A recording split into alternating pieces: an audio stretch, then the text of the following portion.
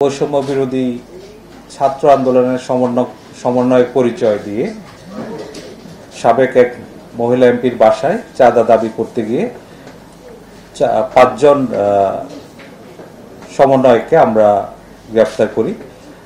এই ঘটনার যে তদন্ত সেটা বর্তমানে অব্যাহত রয়েছে।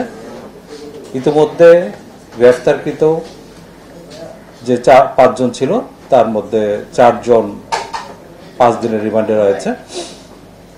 এই ঘটনার সূত্রপাত গত 17 জুলাই সকাল আনুমানিক 10 ঘটিকার সময় জানে আলম তপু এবং রিয়াদ নামে 2 জন ওই বাসায় প্রথম যায় এবং তারা 50 লক্ষ টাকা চাঁদা দাবি করে এবং সেদিনই তারা ওখান থেকে 10 লাখ টাকা নগদ দিয়ে আসে বলে আমাদের কাছে প্রাথমিক তদন্তে পাওয়া গেছে। পরবর্তীতে 19 জুলাই রাত 10:30টায় তারা বাকি টাকা 40 লাখ টাকা দেওয়ার জন্য চাপ সৃষ্টি করে এবং আবার ওই ঘটনাস্থলে যায়। পরবর্তীতে তারা ওখান থেকে চলে আসে এবং 26 জুলাই আরো লোকজন বাড়িয়ে তারা ওখানে পুনরায় যায় এবং বাকি টাকা প্রদানের জন্য চাপ সৃষ্টি করতে থাকে। এক পর্যায়ে বাসায় উপস্থিত জনাব সিদ্দিক জাফর নামের ব্যক্তি উনি পুলিশকে সংবাদ দিলে পুলিশ ঘটনাস্থলে যায় এবং ঘটনাস্থল থেকে 5 জনকে হাতে নাতে গ্রেফতার করে এবং একজন পালিয়ে যায়। তদন্তে প্রাপ্ত তথ্য অনুযায়ী পলাতক ব্যক্তির নাম জানে আলম ওরফে তপু, যে কিনা নিজেকে বৈষম্য বিরোধী ছাত্র আন্দোলনের সমন্বয়ক হিসেবে পরিচয় প্রদান করে।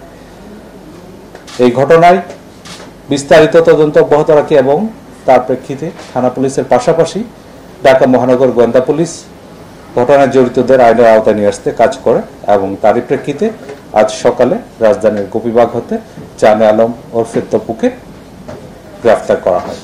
এই নিয়ে এই মামলায় এ পর্যন্ত মোট 6 জনকে গ্রেফতার করা হলো।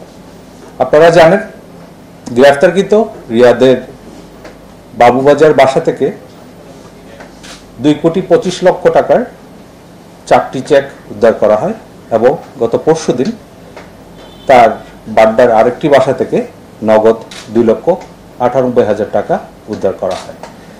এই ঘটনায় আর যারা জড়িত তাদেরকে আইনের আওতায় নিয়ে আসা এবং ঘটনার মূল রহস্য উদ্ঘাটনে আমাদের তদন্ত কাজ অব্যাহত রয়েছে। ঢালাইয়ের সেরা প্রিমিয়ার সিমেন্ট। সাম্প্রতিক সময়ে রাজধানীর আইন শৃঙ্খলা পরিস্থিতি বিনষ্ট করার জন্য কিছু লোক বিভিন্নভাবে অপচেষ্টা অব্যাহত রেখেছে। তারই প্রেক্ষিতে আমরা আমাদের যে গোয়েন্দা নজরদারি সেটা অব্যাহত রেখেছি এবং আমাদের যে প্রিভেন্টিভ কাজ সেগুলো অব্যাহত রেখেছি। এরই ধারাবাহিকতায় গত 24 ঘন্টায় রাজধানীর বিভিন্ন স্থান থেকে কার্যক্রম নিষিদ্ধ আওয়ামী লীগ এবং তার অঙ্গ সংগঠনের 8 জন নেতাকর্মীকে গ্রেফতার করা হয়। গ্রেফতারকৃতরা হলো ঢাকা মহানগর দক্ষিণের স্বেচ্ছাসেবক লীগের 31 নম্বর ওয়ার্ডের সাধারণ সম্পাদক এস.এম.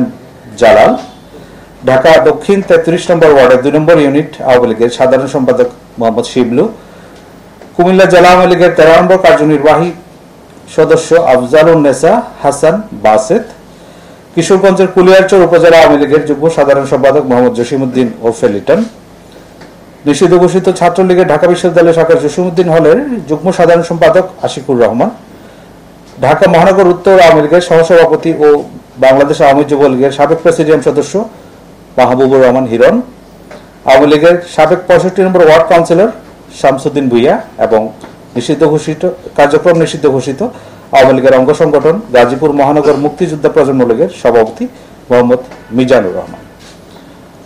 আমাদের কাছে যে প্রাপ্ত গোয়েন্দা তথ্য আছে সেগুলো যাচাই বাছাই করে কারো বিরুদ্ধে যদি সুনির্দিষ্ট অভিযোগ থাকে, কোন রকম আইন শৃঙ্খলা বিনষ্ট করার চেষ্টায় জড়িত থাকার অভিযোগ পাওয়া যায়, সেক্ষেত্রে আমরা গ্রেফতারগুলো করছি এবং এক্ষেত্রে একটা বিষয় পরিষ্কার, এখানে ঢালাওভাবে বা কাউকে হয়রানিমূলক গ্রেফতারের কোনো অবকাশ নেই।